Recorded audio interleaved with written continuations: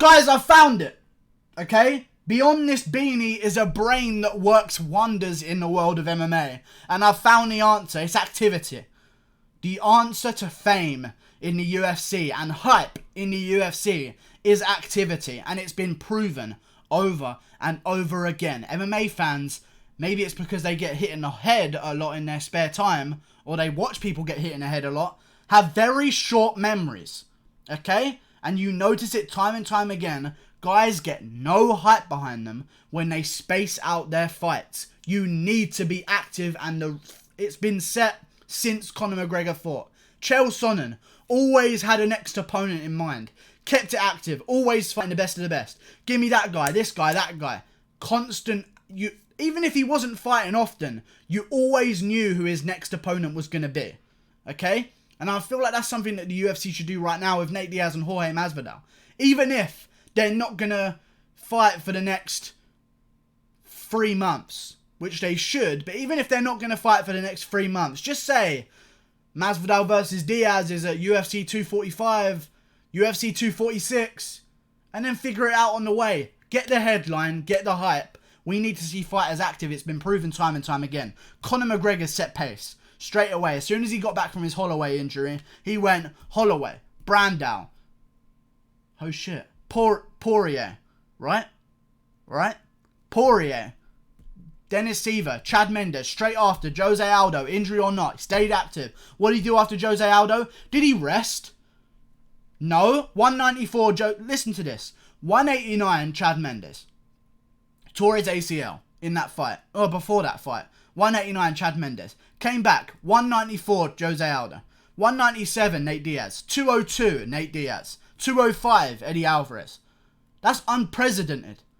That's how you build hype for your fights. John Jones followed the same example, and it kind of kept his career a little bit relevant against some fighters that there weren't a lot of hype behind in his division.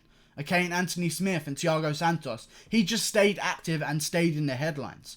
Okay? Israel Adesanya did exactly the same thing. I don't think I've seen a quicker rise to the top. You're talking about Whittaker fought... Oh my god, how long ago did Whittaker fight? UFC 225. In June of 2018, I think he's fought. So he hasn't fought in over a year. In that time, Israel Adesanya's been through Tavares, I believe, Brunson, Anderson Silva at 234, and through no fault of Whittaker at all. It's nothing to do with him. It's just a natural thing. He's fallen on hard times, bad timing with illnesses and injuries on the day of fights and shit like that. But again, Adesanya, an active fighter, back to back to back. Always got the next opponent in mind. MMA fans are fucking retarded, and I'm one of them. Okay, we have issues with our head. If we don't see you fight within 3 months, we forget about you. Okay? And it's something that these young guys, if they're going to sit there and go, why am I not being promoted properly? It's because you're not being promoted. That's why. If you're fighting often, you're being promoted often. And that's what it takes. And that's what guys like to see. That's what Israel Adesanya did. Conor McGregor, Donald Cerrone, need I go on? Every guy that you see that has had somewhat of a hype behind them has fought often. Okay? Who else has had hype behind them? I'll think of them right off the top of the bat. Oh fuck, I can't think of anyone. Oh fuck, no. Oh fuck. Ngannou. Stayed active. Boom. What's it called? Cain Velasquez. Dealt with him. JDS. Curtis Blades dealt with him. JDS dealt with him. Constantly. You're never wondering, oh my god, is Ngannou going to fight this year? Of course Ngannou's going to fight again this year. Probably be back at the end of the year. You know that. That's what gets you hype. Activity is the key to success. Ben Askren. Soon as he fought Robbie Lawler, what does he want to do? Next guy, who am I fighting? Jorge Masvidal. Done. Let's get it done. UFC 235. Jorge Masvidal. Let's go. And that gets signed. Ben Askren fought at UFC 235, fought again at UFC 239. Jorge Masvidal fought after UFC 235 in UFC London against Darren Till, KOs him, comes back again at UFC 239. Now what's next? Nate Diaz just called him out. Let's make the fight happen. We need activity. And we need it now because that's what sells fights. And it's the only common denominator behind every hype train in the UFC. Darren Till's hype train kind of slowed down because of how long it took them to book his Stephen Thompson fight. If that fight wasn't in Liverpool and it wasn't the spectacle that it was, it wouldn't have got the same hype behind it.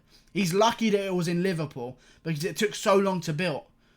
But if you look at these guys that have the fan support, they're guys that fight active because people remember them. Casuals remember them. Oh yeah, that's that guy that fought 3 months ago. Who's he fighting next? Oh, I know who he's fighting next. He's fighting next month. Wow, I'm hyped for that. Let's go. He's not... Oh yeah, that guy that fought a month ago. What's he doing now? Oh, he's on holiday. Oh, he's taking some me time for the family. That's why you can't be... You got to put your career first. And if you're one of those guys like that wants to be on the sidelines and spend... I just need the summer with my family. Then don't come back to Dana saying... Why am I not being promoted? Why am I not a superstar? Because no one gives a fuck about you. Derek Lewis fought a UFC 229, then turned right back around for UFC 230. Hype. Hype! Like and subscribe. That's my opinion. See you later. Donald Cerrone is the perfect example. He hasn't even touched a belt. Okay? He hasn't fought for a belt since Dos Anjos 2. Okay? But regardless of that, he's probably the biggest named guy outside of the title picture purely because of activity. See you later. Like and subscribe. Goodbye.